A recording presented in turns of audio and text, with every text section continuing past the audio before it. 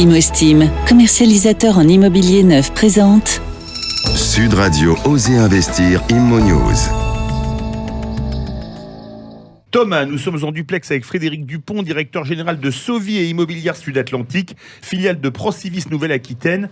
Vous êtes promoteur sur Bordeaux et nous vous recevons ce matin pour parler d'immobilier neuf sur votre ville. Bonjour Frédéric Dupont. Oui, bonjour. Bonjour à tous. Frédéric Dupont, comment se porte le marché du neuf sur Bordeaux et quelle est sa tendance actuelle ? Alors, écoutez, je dirais que le marché de Bordeaux et de la métropole bordelaise est plutôt en panne.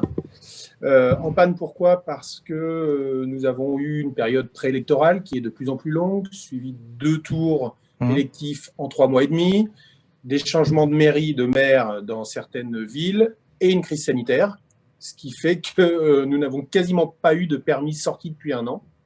Donc un assèchement pur et dur des stocks. Nous sommes à entre 4 et 5 mois de stock de logements à la vente, ce qui est très très peu.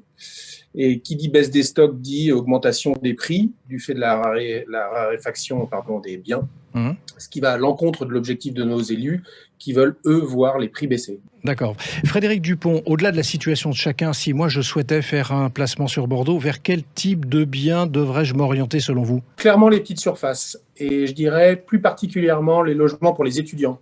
D'accord. Moi, je vois tous les ans des jeunes étudiants faire la queue pour visiter un studio.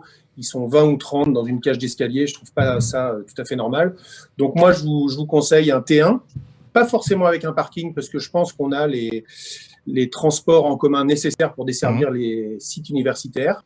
Donc plutôt un T1 ou un grand appartement qui est susceptible de recevoir de la colocation. Alors, si je veux investir dans le neuf, à quoi dois-je faire attention ? Le conseil du jour, c'est lequel ? Alors, il est commun, le conseil de jour. Je dirais qu'il faut être très vigilant à l'environnement du logement. Alors, l'environnement, ça veut dire son emplacement, la proximité des transports en commun, des commerces, des services. Mais je mets une petite alerte également sur la notion d'équipement de l'appartement. On peut avoir de plus en plus de télétravail. Donc, ce qui fait qu'il faut être bien équipé en domotique et en informatique, enfin en prise et en connexion.